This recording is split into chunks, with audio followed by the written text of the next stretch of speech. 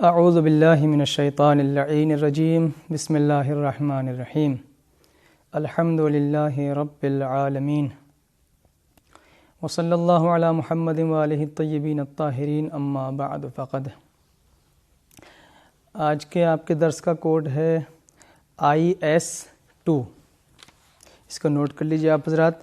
آپ کے درس کا کوڈ آج ہے IS2۔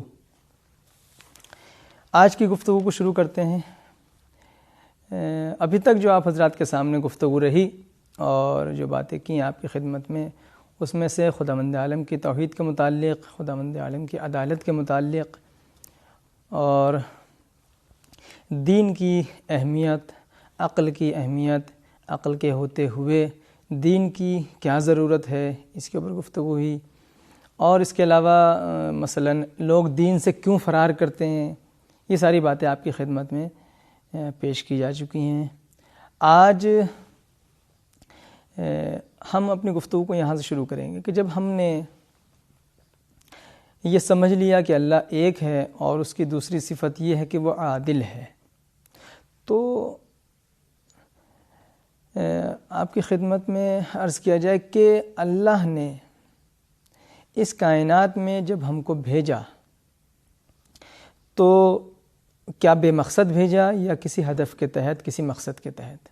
یہ بات آپ پڑھ چکے ہیں کہ نہیں، اللہ کہتے ہی اس کو ہیں کہ جو ہر نقص اور ہر عیب سے پاک ہو۔ تو جب اللہ ہر عیب سے پاک ہے تو کوئی لغو کام، کوئی بیہودہ کام، کوئی بے مقصد کام نہیں کر سکتا۔ جب نہیں کر سکتا تو اس نے انسان کو بھی بے مقصد نہیں بھیجا۔ اس کا مطلب یہ ہے کہ اس کے لیے کوئی ٹارگٹ معین کیا ہے، کوئی مقصد معین کیا ہے کہ انسان چلتے چلتے چلتے چلتے اس مقصد تک پہنچے۔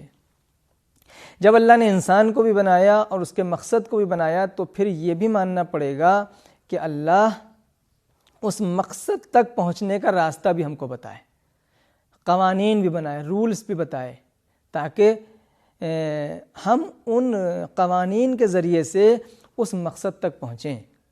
کیونکہ اللہ کی حکمت اور عدالت کے برخلاف ہو جائے گی یہ بات کہ وہ انسان کو تو بنا دے، مقصد کو بھی بنا دے کہ صاحب میں آپ سے کہوں کہ آپ کو فلاں جگہ، جب یہاں سے فلاں جگہ پر پہنچنا ہے اور پھر میں آپ کو وہاں تک پہنچنے کا راستہ نہ بتاؤں، کوئی نیم نہ بتاؤں، کوئی طریقہ نہ بتاؤں، کوئی قاعدہ نہ بتاؤں، تو یہ خداوند عالم کی ذات سے بہت بعید ہے یہ بات، کیونکہ وہ حکیم علی الاطلاق ہے، کیونکہ وہ عادل مطلق ہے۔ تو اس کی عدالت اور حکمت کا تقاضا یہ ہے کہ وہ جب انسان کو اور اس کے ہدف اور مقصد کو اس نے بنایا تو اس کو اس مقصد تک پہنچنے کا طریقہ بھی بتائے، راستہ بھی بتائے۔ اچھا، تو بہت سے لوگ کہتے ہیں کہ صاحب ٹھیک ہے ہم قانون خود سے بنا لیں، کیا پریشانی ہے؟ تو اس میں یہ دقت پیش آتی ہے کہ آپ اپنے لیے خود قانون نہیں بنا سکتے۔ کیوں؟ اس لیے کہ انسان کا علم محدود ہے، وہ اس راستے کے پیچ و خم سے واقف نہیں ہے، جس راستے میں اس کو چلنا ہے، جس مقصد تک پہنچنا، وہاں تک کتنے مراحل ہیں وہ اس سے ناواقف ہے، تو وہ وہاں کا قانون نہیں بنا سکتا۔ دوسری بات یہ ہے کہ انسان کے ساتھ ساتھ اس کے خواہشات نفس بھی ہیں جو اس کو جگہ جگہ پر بہکاتے ہیں، جو جگہ جگہ اس کو راستے سے بھٹکاتے ہیں۔ یہ خواہشات نفسانی اور یہ جو انسان کے اندر نفس کی خواہشیں ہیں، ضرورتیں ہیں، یہ انسان کو ہو سکتا ہے اس بات پر مجبور کریں کہ وہ اپنے فائدے میں قانون بنا لے۔ اپنے فائدے کے مطابق کہ ایسا قانون، جیسے کہ آج کل ہوتا ہے کہ انسان جب قانون بناتا ہے تو سوچتا ہے ایسا قانون بنایا کہ جس سے مجھے زیادہ فائدہ ہو. تو اس لیے یہ بات ٹھیک نہیں کہ انسان خود سے قانون بنا لے، بلکہ ضروری ہے کہ وہ قادر مطلق، وہ اللہ خود قانون بنائے. ٹھیک ہے، اس نے قانون بنا لیا، تو اب کیا اس قانون کو سمجھانے کے لیے وہ ہمارے پاس آئے کہ لیجئے یہ میں نے قانون بنایا ہے، اس کے مطابق آپ زندگی گزاریے؟ اللہ تو ہمارے پاس آ نہیں سکتا، کیونکہ وہ جسم اور جسمانیت سے پاک و پاکیزہ ہے، وہ مادے اور مادیت سے پاک و پاکیزہ ہے، وہ ہم تک نہیں آ سکتا اور ہم اس تک نہیں پہنچ سکتے اس جسم و جسمانیت کے ذریعے سے. تو لہٰذا ضروری ہے کہ بیچ میں کوئی وسیلہ اور کوئی ذریعہ قرار پائے جو وہاں کے پیغام کو ہم تک پہنچا سکے. اسی پیغمبر کا نام ہم اس کو نبی کہتے ہیں، اسی کو ہم پیغمبر کہتے ہیں، اسی کو سلسلہ نبوت کہتے ہیں، اسی کو انبیاء کا سلسلہ کہتے ہیں. عقل ہماری کہتی ہے کہ کوئی بیچ میں ایسا واسطہ اور ذریعہ ہو کہ جو وہاں سے پیغام کو لے سکے اور بندوں تک پہنچا سکے. اللہ کی ذمہ داری بنتی ہے کہ وہ کسی ایسے ہادی، کسی ایسے رہنما کو معین کرے کہ جو ہم کو ہدایت کا راستہ بتائے. اسی کو ہم نبی کہتے ہیں. تو آج کی ہماری گفتگو اس بارے میں ہے کہ نبی کو کیسا ہونا چاہیے، نبی کو کیسا ہونا چاہیے.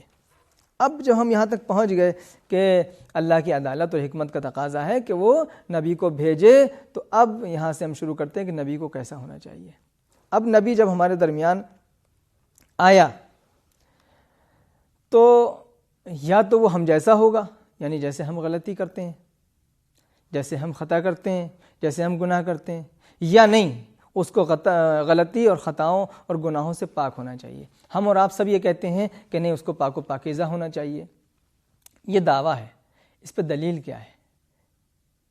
اگر ہم کسی غیر کے سامنے اپنی بات کو رکھیں تو اس کے سامنے کیا دلیل دیں ہم کہ وہ جو اللہ کا بنایا ہوا ہے، جو اللہ کا بھیجا ہوا ہے، وہ ہر غلطی سے پاک ہونا چاہیے اس کو. تو اس کے اوپر یا تو ہم قرآن سے دلیل قائم کریں، ہو سکتا ہے سامنے والا قرآن کو نہ مانتا ہو، تو اس لیے ہم قرآن کی اور روایتوں کی اور حدیثوں کی دلیلوں کو فی الحال کنارے رکھتے ہوئے اپنی عقل کے سہارے سے ثابت کریں گے کہ اللہ کا بھیجا ہوا نبی ہر گناہ اور ہر طریقے کی برائی سے پاک و پاکیزہ ہونا چاہیے. ہماری عقل یہ کہتی ہے. وہ کیسے؟ وہ ہم آپ کی خدمت میں ابھی عرض کریں گے. دیکھیے، اللہ کیا چاہتا ہے؟ اللہ کیا چاہتا ہے؟ اللہ یہ چاہتا ہے کہ انسان اپنے مقصد تک پہنچے. اگر وہ نبی جو ہمارے سامنے آیا ہماری ہدایت کرنے کے لیے، ہمیں سیدھا راستہ بتانے کے لیے، تو اگر وہ بھی ہماری طرح گناہ کرے تو پھر کیا ہم اس کی بات کو مانیں گے؟ وہ کہیں گے جب یہ ہماری طرح عمل کر رہا ہے، جب یہ ہماری طرح گناہ کر رہا ہے، جب یہ ہماری طرح غلطیاں کر رہا ہے، تو ہم اس کی بات کیوں مانیں؟ ہم اس کی بات کیوں مانیں؟ تو ہم اس کی بات نہیں مانیں گے اور نتیجہ یہ ہوگا کہ ہم مقصد تک نہیں پہنچ پائیں گے، اور اس کا نتیجہ یہ ہوگا کہ اللہ اپنے مقصد میں فیل ہو جائے گا، کیونکہ وہ چاہتا ہے کہ ہم مقصد تک پہنچیں، وہ چاہتا ہے کہ ہم اس ٹارگٹ تک پہنچیں، اور وہ جو ہم کو طریقہ بتا رہا ہے وہ طریقہ ٹھیک نہیں. اس طریقے کا نتیجہ یہ بن رہا ہے کہ ہم اس نتیجے تک اور اس ٹارگٹ اور ہدف تک نہیں پہنچ پا رہے ہیں. تو اگر نبی معصوم نہ ہو اور نبی اگر عصمت نہ رکھتا ہو، غلطیوں سے پاک نہ ہو، تو اس کا لازمہ یہ ہوگا، اس کا نتیجہ، اس کا آؤٹ پٹ اور رزلٹ یہ ہوگا کہ اللہ گویا خود اپنے مقصد کو مکمل نہیں ہونے دے رہا. اس لیے کہ اس نے بندہ ایسا بھیجا، اس لیے کہ اس نے انسانی ایسا بھیجا، اس لیے کہ اس نے اپنا رہنما اور اپنا رسولی ایسا بھیجا. تو اس کو کہتے ہیں نقض غرض لازم آئے گی. نقض غرض یعنی گویا خدا اگر غیر معصوم کو بھیج دے تو گویا خود اپنے ہدف کو وہ خود باطل کر رہا ہے. تو لہٰذا ضروری ہے کہ وہ ایسے کو بھیجے کہ جو غلطی نہ کر سکتا ہو. دیکھیے قرآن مجید میں ارشاد ہوتا ہے، بسم اللہ الرحمن الرحیم، اطیعوا اللہ و اطیعوا الرسول و اولی الامر منکم سورہ نساء آیت نمبر 59، اس کو آپ نوٹ کریں۔ اس میں اللہ نے مطلقاً بغیر کسی قید و شرط کے اطاعت کا حکم دیا کہ تمہارا فرض یہ ہے اے انسانوں کہ تم اللہ کی اطاعت کرو اور اس کے رسول کی اطاعت کرو۔ جب اس نے اس میں کوئی کنڈیشن تو نہیں لگائی نا، کوئی شرط نہیں، رسول کی اطاعت کرو، اطیعوا الرسول، رسول کی نبی کی اطاعت کرو، اس میں کوئی کنڈیشن نہیں ہے، کوئی شرط نہیں ہے۔ جب بغیر شرط کے اس نے حکم دیا اطاعت کا، تو اس کا مطلب یہ ہے کہ جس کی اطاعت کا حکم دیا جا رہا ہے وہ ایسا ہے کہ جس سے غلطی سرزد نہیں ہو سکتی۔ ورنہ اگر اللہ ایسے کا حکم دے کہ ایسی کی اطاعت کا حکم دے کہ جس سے غلطی سرزد ہو سکتی ہو، جس سے گناہ سرزد ہو سکتا ہو، تو اس کا مطلب یہ ہے کہ لوگوں کا بھروسہ اس کے اوپر سے اٹھ جائے گا۔ جیسے میں گناہ کر رہا ہوں ایسے اس نے بھی کیا، جیسے میں نے ظلم کیا ایسے اس نے بھی کیا، جیسے میں نے جھوٹ بولا ایسے اس نے بھی بولا۔ وہ کل کو آ کے کہے کہ بھائی جھوٹ نہ بولو، تو ہم کہیں گے بھیا تم تو خود جھوٹ بولتے ہو۔ تو لوگوں کا بھروسہ اور اعتماد اس کے اوپر سے ختم ہو جائے گا۔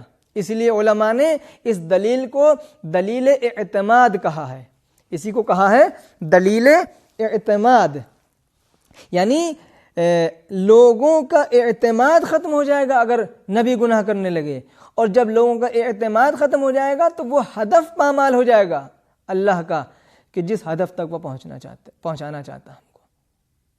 تو یہ عقلی دلیل ہے، خالص عقلی دلیل ہے، اس میں کوئی کسی چیز کی ملاوٹ نہیں۔ عقل کہتی ہے کہ اگر اللہ ہمیں چاہتا ہے کہ ہمارے مقصد تک ہم اپنے اس کے مقصد تک پہنچیں، تو ضروری ہے کہ اس کا بھیجا ہوا رسول، اس کا بھیجا ہوا نبی معصوم ہو۔ اب آئیے، خداوند عالم نے جب نبی کو بھیجا اور یہ ثابت ہو گیا کہ وہ گناہوں سے پاک ہے، تو عصمت اور پاکیزگی یہاں کے اوپر دو چیزیں متصور ہیں اور دو چیزیں تصور کی جا سکتی ہیں، ایک گناہ سے پاکیزگی اور ایک غلطی سے پاکیزگی۔ غلطی، دیکھیے غلطی اور خطا الگ چیز ہے، گناہ الگ چیز ہے۔ سوال، کیا نبی صرف گناہ سے پاک ہے یا ہر غلطی سے پاک ہے؟ سوچیے یہاں پہ ایک لمحے کے لیے، کیا فرق ہے گناہ میں اور غلطی میں؟ گناہ مثلا جھوٹ بولنا، اللہ کی نافرمانی کرنا، لیکن غلطی مثلا مثال کے طور پر یہ کتاب، یہ کاپی مجھے ان صاحب کو دینی تھی لیکن میں نے غلطی سے ان صاحب کو دے دی، تو نتیجہ کیا ہوا؟ یہ گناہ نہیں ہے چونکہ مجھ سے غلطی سے ہوا ہے کام، لیکن نبی دونوں طرح کی عصمت رکھتا ہے۔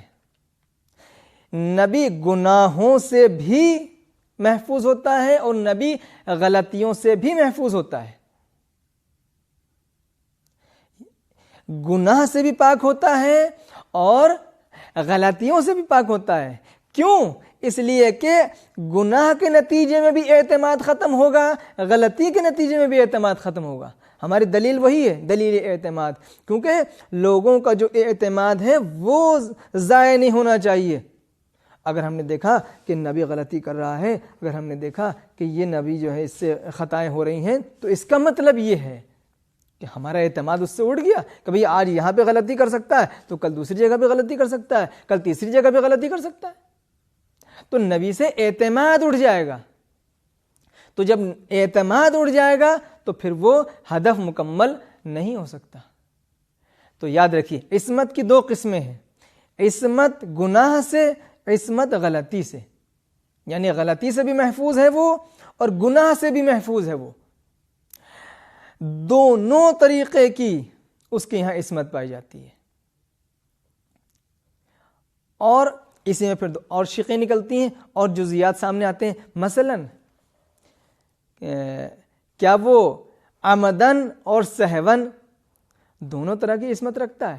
یعنی جان بوجھ کر کے بھی وہ غلطی اور گناہ نہیں کر سکتا اور بھولے سے بھی نہیں کر سکتا، نہ جان بوجھ کر کے وہ گناہ کر سکتا ہے نہ بھولے سے کر سکتا ہے، نہ جان بوجھ کر کے وہ غلطی کر سکتا ہے، نہ بھولے سے کر سکتا ہے، دونوں قسم کی ہے۔ تو نبی دونوں طرح کی عصمت رکھتا ہے، یعنی گناہوں سے بھی پاک ہے اور غلطیوں سے بھی پاک ہے۔ اب آئیے دوسرا مرحلہ، گناہ کی دو قسمیں ہیں، کبھی گناہ صغیرہ ہے، کبھی گناہ کبیرہ ہے۔ تو کیا گناہ صغیرہ سے اور کبیرہ دونوں سے وہ محفوظ ہے، یا صرف گناہ کبیرہ سے اور گناہ صغیرہ کر سکتا ہے؟ نہیں، اس میں علماء فرماتے نہیں، نبی گناہ کبیرہ سے بھی محفوظ ہے اور گناہ صغیرہ سے بھی محفوظ ہے۔ تیسری بات، کیا وہ بھولے سے گناہ کر سکتا ہے یا صرف جان بوجھ کر کے وہ گناہ نہیں کر سکتا؟ ایسا کچھ نہیں۔ پھر علماء فرماتے ہیں کہ نہیں، نبی نہ بھولے سے گناہ کر سکتا ہے، نہ جان بوجھ کر کے گناہ کر سکتا ہے، نہ بھولے سے غلطی کر سکتا ہے اور نہ جان بوجھ کر کے غلطی کر سکتا ہے، یعنی دونوں طریقے سے اس کو۔ اس کے پیچھے ریزنز کیا ہیں؟ ریزن وہی ہے جو ابھی آپ کی خدمت میں عرض کیا کہ اگر وہ بھولے سے بھی غلطی کر دے تو پھر لوگوں کا اعتماد ختم ہو جائے گا۔ لوگ کہیں گے صاحب اگر اس نے آج بھول سکتا ہے، غلطی کر سکتا ہے، تو کل بھی بھول سکتا ہے، پرسوں بھول سکتا ہے۔ تو نبی کو ایسا ہونا چاہیے، عقل یہ کہتی ہے کہ نبی کو ایسا ہونا چاہیے کہ جو گناہ سے بھی پاک ہو، غلطی سے بھی پاک ہو، اور وہ گناہ صغیرہ ہو چاہے کبیرہ، دونوں سے پاک ہونا چاہیے۔ عقل یہ کہتی ہے کہ عمدن بھی وہ گناہوں سے پاک ہونا چاہیے اور سہون بھی، یعنی سہوی گناہوں سے بھی اور عمدی گناہوں سے بھی، یعنی نہ جان بوجھ کر کے غلطی کرے اور نہ بھولے سے غلطی کرے، نہ جان بوجھ کر کے گناہ کو انجام دے، نہ بھولے سے گناہ کو انجام دے۔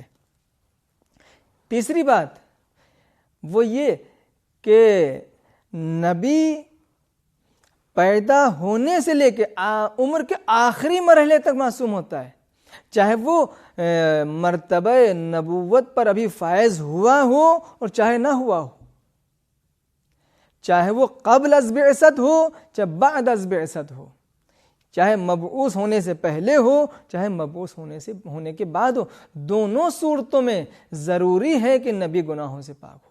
اس لیے کہ پھر وہی بات، اگر نبی نے کسی بھی زندگی کے مرحلے میں گناہ کر لیا تو پھر لوگوں کے یہاں اعتماد نہیں رہے گا، بھروسہ نہیں رہے گا۔ پھر کیسے وہ جو اللہ نے ارشاد فرمایا کہ اطیعوا اللہ و اطیعوا الرسول، اللہ کی اور رسول کی اطاعت کرو، یعنی اپنی اطاعت کے بعد اللہ نے فوراً نبی کی اطاعت کو رکھا، بغیر کسی وقفے کے، بغیر کسی شرط کے، تو وہ جو اطاعت ہے اس کی وہ پھر بے معنی ہو جائے گی۔ وہ کیسے ممکن ہے؟ ہاں اگر یہاں کے اوپر اللہ شرط لگا دیتا تب تو بات سمجھ میں آتی تھی، لیکن یہاں پہ کوئی شرط نہیں لگائی اطاعت میں۔ اس کا مطلب یہ کہ وہ نبی زندگی کے تمام تر لمحات میں، تمام تر پہلوؤں سے اور تمام کسی بھی اینگل سے آپ دیکھیں اس کو معصوم ہونا چاہیے۔ چوتھی بات، نبی کے دو کام ہوتے ہیں، ایک اللہ سے پیغام کو لیتا ہے، دوسرا یہ کہ وہ بندوں تک اس پیغام کو پہنچاتا ہے۔ تو یہ دو اسٹیپس ہوتے ہیں، دو مرحلے ہیں، یعنی ایک وہاں سے پیغام کو لینا، وحی کو دریافت کرنا، وحی کو حاصل کرنا، دوسرا مرحلہ ہے اس وحی کو بندوں تک پہنچانا۔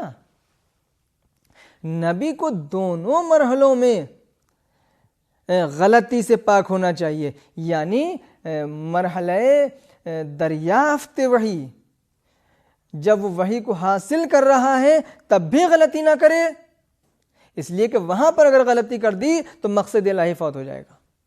دوسرا مرحلہ جب وہ پیغام کو پہنچائے تو پہنچانے میں بھی کوئی غلطی نہ کرے، اس لیے کہ اگر یہاں پہ غلطی کر دی تو یہ مسئلہ بھی خراب، پھر وہی مقصد جو ہے اللہ کا مکمل نہیں ہو پائے گا، پورا نہیں ہو پائے گا۔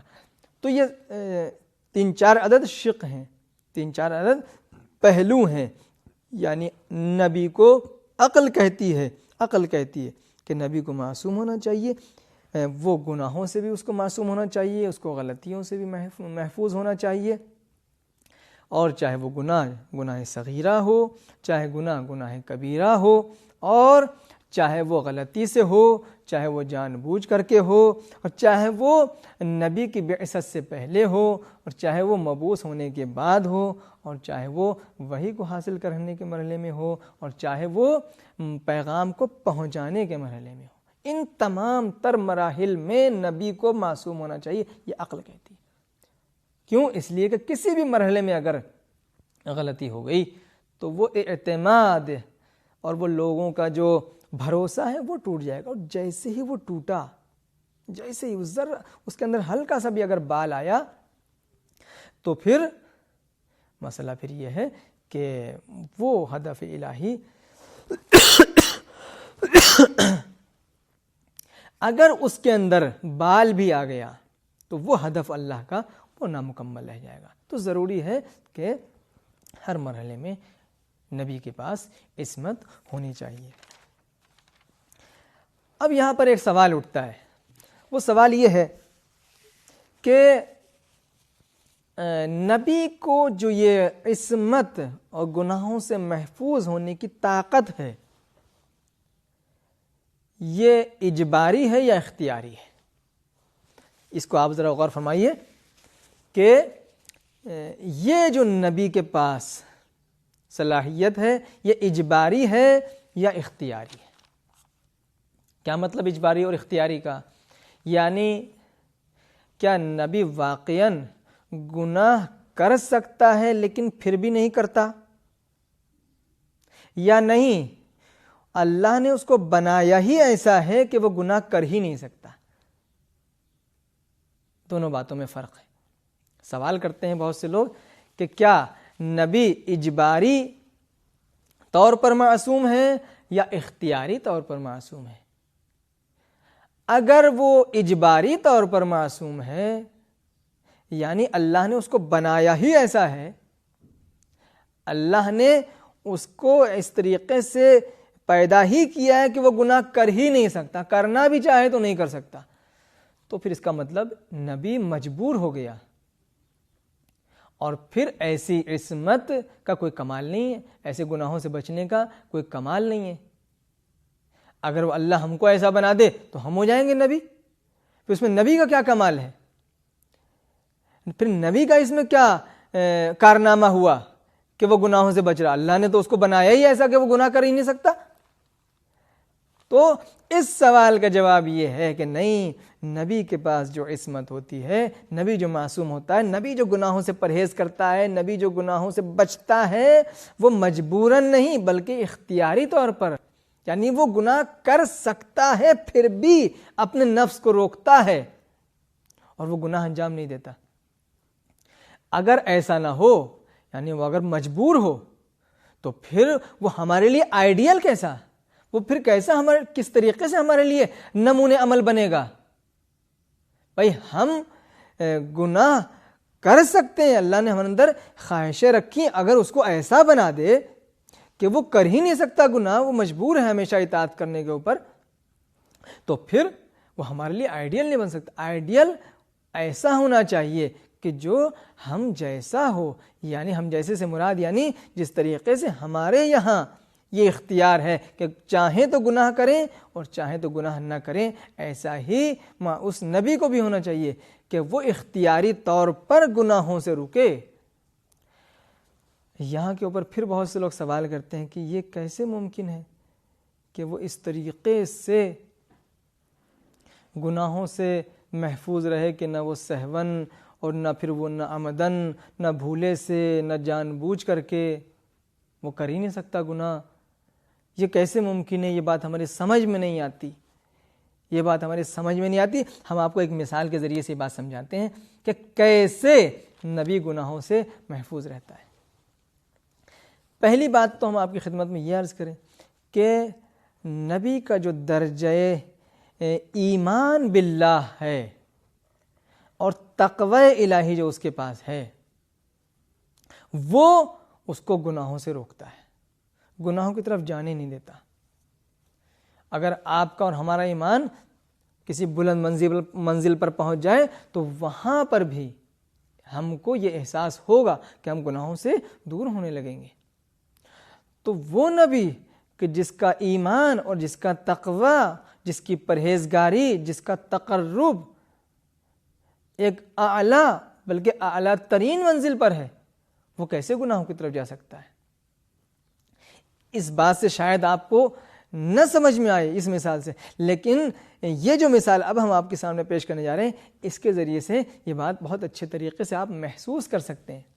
مثلا بہت ساری چیزیں ایسی ہیں، بہت سارے کام دنیا کے ایسے ہیں کہ ہم ان کی طرف توجہ نہیں کرتے، ہم ان کاموں کو انجام دینا تو بہت دور، سوچتے بھی نہیں ہیں کہ ان کو انجام دیا جائے۔ مثلا بہت سارے ایسے کام ہیں، مثال کے طور پر آپ 20 منزلہ عمارت کے اوپر چڑھیں، اور چڑھنے کے بعد جب وہاں سے اوپر سے آپ نیچے دیکھیں گے تو آپ کو بہت زیادہ گہرائی محسوس ہوگی، کہیں گے ہاں بھائی میں بہت اونچائی پہ ہوں، اور لوگ بھی آپ کو، انسان بھی آپ کو چھوٹے چھوٹے نظر آئیں گے، اور بہت ہی احتیاط سے انسان جھانکتا ہے، کسی پلر کا سہارا لے کر کے، دیوار کا سہارا لے کر کے، اور جب جھانکتا ہے تب بھی اس کو ایک اندر سے ایک عجیب سا خوف سا محسوس ہوتا ہے، چونکہ جیسے جیسے بلندی اور اونچائی زیادہ ہوگی اور نیچے کی طرف دیکھے گا تو ایک طریقے کا خوف سا طاری ہوتا ہے، اگرچہ کہ سارے وسائل ہیں وہاں پہ پکڑنے کے لیے سب کچھ۔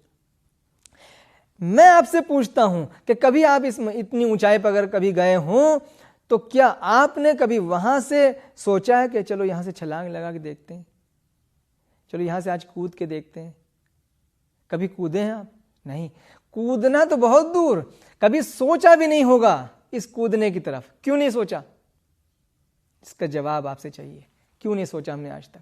دوسری مثال، گندا نالا بہ رہا ہے، یہ غلیظ نالا بہ رہا ہے، نالیاں بہ رہی ہیں، گندگی اس کے اندر ہے، کیا ہم نے کبھی سوچا اس بات کو کہ چلو اس غلیظ پانی کو پیا جائے؟ اس گندے پانی کو پینے کے بارے میں ہم کبھی سوچتے بھی ہیں؟ پینا تو بہت دور کی بات، سوچنے کی بات کر رہا ہوں، نہیں سوچا ہوگا آپ نے کبھی۔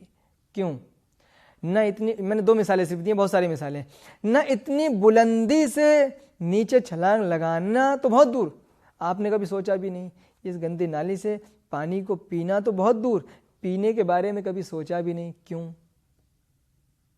اس لیے نہیں سوچا کیونکہ اس کا انجام ہمارے سامنے ہے، اس کا بھیانک انجام جو ہے وہ ہمارے سامنے ہے۔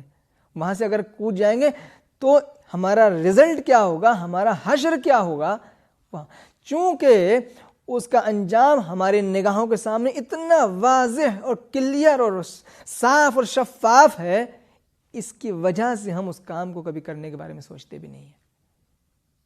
اسی طریقے سے یہ غلیظ پانی، گندا پانی، کثیف پانی، جو کہ طرح طرح کی بیکٹیریا اپنے اندر جمع کیے ہوئے اور طرح طرح کی گندگی اپنے اندر رکھے ہوئے، اس کے بارے میں کبھی ہم پینے کے بارے میں سوچتے بھی نہیں، کیونکہ اس کا حشر ہم کو معلوم ہے کہ کیا ہوگا، ہم کو معلوم ہے اس کا انجام کیا ہوگا۔ اس واسطے تو عزیزان گرامی یاد رکھیے کہ یہ بات جو میں آپ کی خدمت میں عرض کر رہا ہوں، یہ مثال صرف اس لیے دی ہے کہ نبی گناہ کرنا تو بہت دور، نبی گناہ کے بارے میں سوچتے بھی نہیں ہیں۔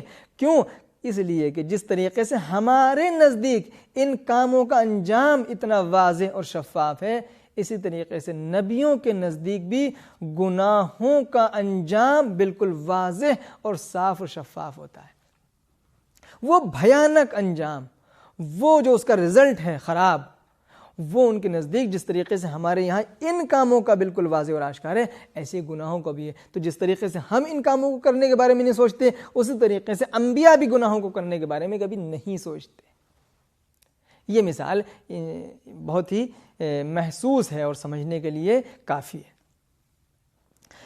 اب یہاں کے اوپر ابھی تک ہم نے صرف عقل کی بحث کی ہے، اور عقل کی بحث اس لیے کی تاکہ یہ بات آپ سب کو بتا سکیں، ورنہ قرآن مجید کے اندر بھی بہت ساری حدیثیں، بہت ساری آیتیں اور ایسے اشارے ملتے ہیں۔ مثلا میں یہاں کے اوپر آپ کی خدمت میں ایک آیت پیش کرتا چلوں، سورہ انعام کی آیت نمبر 84 سے لے کر کے 88 تک آپ پڑھیے، 84 to 88، ان آیتوں کو آپ پڑھیے گا۔ اس میں ارشاد ہوتا ہے، میں صرف تھوڑا سا اشارہ کر دوں، یہاں سے شروع ہوتی ہے آیت، وَوَهَبْنَا لَهُ إِسْحَاقَ وَيَعْقُوبَ، اور پھر یہاں پہ ختم ہوتی ہے وَاجْتَبَيْنَاهُمْ وَهَدَيْنَاهُمْ إِلَىٰ صِرَاطٍ مُسْتَقِيمٍ. یہاں ابتدائی آیت میں، آیت کے شروع میں انبیاء کے ناموں کا تذکرہ ہے، بہت سارے نبیوں کے نام ذکر کیے، اور آخر میں لا کے پروردگار عالم نے فرمایا جو میں آپ کی خدمت میں پیش کرنا چاہتا ہوں وہ یہ جملہ ہے وَاجْتَبَيْنَاهُمْ. اللہ کہتا ہے ہم نے ان کو منتخب کر لیا. وَاجْتَبَيْنَاهُمْ، ہم نے ان کو سلیکٹ کر لیا، ہم نے ان کو چنا ہے.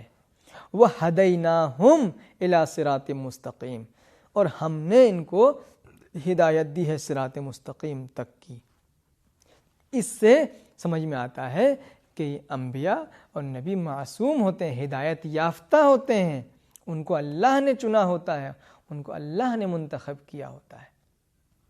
تو آج کی جو اگر ہماری گفتگو ہے وہ اگر ہم سمیٹنا چاہیں تو اس طریقے سے ہم اس کو سمیٹ سکتے ہیں کہ نبی اللہ کے اوپر اس کی عدالت کا اور حکمت کا تقاضا یہ ہے کہ اگر اس نے انسان کو پیدا کیا اور ایک ٹارگٹ کو معین کیا تو ضروری ہے کہ کسی کو بھیجے کہ جو ہم کو وہاں تک پہنچنے کا راستہ بتائے، اور جو آئے ہم کو سمجھانے کے لیے اس کی کوالٹی یہ ہونا چاہیے کہ وہ ہر گناہ سے پاک ہو، ہر غلطی سے پاک ہو، اس سے نہ بھولے سے گناہ ہو سکتا ہو، اس سے نہ جان بوجھ کے گناہ ہو سکتا ہو، اس سے نہ گناہ صغیرہ ہو سکتا ہو، اس سے نہ گناہ کبیرہ ہو سکتا ہو، اس سے نہ وحی کو لینے میں غلطی ہو سکتی ہو، اس سے نہ وحی کو پہنچانے میں غلطی ہو سکتی ہو، اس سے نہ مبعوث بنبوت ہونے سے پہلے غلطی ہو سکتی ہو، نہ بعد میں غلطی ہو سکتی ہو.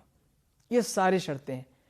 پوچھے اگر کوئی کیوں، اس کی دلیل عقلی یہ ہے کہ اگر وہ ایسا کرے گا تو لوگوں کا بھروسہ اور اعتماد اس کے اوپر سے اٹھ جائے گا، اور جب لوگوں کا بھروسہ اٹھ جائے گا تو لوگ اس کی اطاعت نہیں کریں گے، اس کی باتوں پر عمل نہیں کریں گے. جب اس کی باتوں پر عمل نہیں کریں گے تو اللہ جس مقصد تک انسان کو پہنچانا چاہتا ہے انسان اس مقصد تک نہیں پہنچ سکتا. تو لہٰذا ضروری ہے کہ اللہ جس کو بھیجے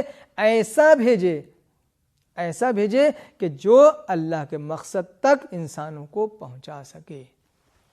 آج کی ہماری گفتگو ہے انشاءاللہ کہ آپ کو یہ باتیں سمجھ میں آ گئی ہوں گی، اور اگر نہیں آئی ہیں تو کوئی سوال ہے، کوئی آبجیکشن ہے تو آپ ہم سے ضرور پوچھیے گا. اور اگر انبیاء کی عصمت کے حوالے سے کوئی شبہ آپ کے ذہن میں آتا ہے، بہت سارے لوگوں نے شبہات بھی ذکر کی ہیں، اس وقت فرصت نہیں ہے، لیکن آپ کو یہ بات مان کے چلنی ہے. اگر کوئی ڈاؤٹ ایجاد بھی کرے، آپ کے سامنے پیش بھی کرے، تو آپ کے پاس دلیل محکم ہونی چاہیے عصمت انبیاء کی، آپ کے پاس ثبوت پکا ہونا چاہیے. اور پھر اگر آپ کو اس شبہ کا، اس ڈاؤٹ کا، اس سوال کا جواب نہیں مل رہا ہے تو آپ راہ راست سے نہ ہٹیں، سیدھے راستے سے نہ ہٹیں، نبی کی نبوت کی، نبی کی عصمت میں شک نہ کریں، بلکہ اس ڈاؤٹ کا جواب ڈھونڈنے کی کوشش کریں اور علماء سے پوچھیں. موجود ہیں جوابات، اور آپ کو انشاءاللہ وہ ضرور اس کا حل بتائیں گے، اور جو اس کے اندر جو پیچیدگی ہے اس کو حل کریں گے، کیونکہ دلیل اتنی یہ محکم ہے کہ اس کے سامنے کوئی شبہ ٹک نہیں سکتا ہے. انشاءاللہ کہ آج کا درس آپ کو سمجھ میں آ گیا ہوگا. امید ہے کہ آپ بھی اس ماہ مبارک رمضان میں مکمل طریقے سے فیضیاب ہو رہے ہوں گے، اور عبادتوں میں اور اللہ کی اطاعتوں میں انشاءاللہ کہ مشغول ہوں گے. آپ حضرات ہم کو بھی اپنے دعاؤں میں یاد رکھیے گا اور اپنا خیال رکھیے گا، اور انشاءاللہ اگلے درس کے لیے ہم آپ سے فی الحال اجازت چاہتے ہیں. انشاءاللہ کل پھر حاضر ہوں گے ایک نئے درس کے ساتھ. تب تک کے لیے اجازت دیجیے. خدا حافظ. والسلام علیکم ورحمۃ اللہ وبرکاتہ. اللہم صلی علی محمد و آل محمد.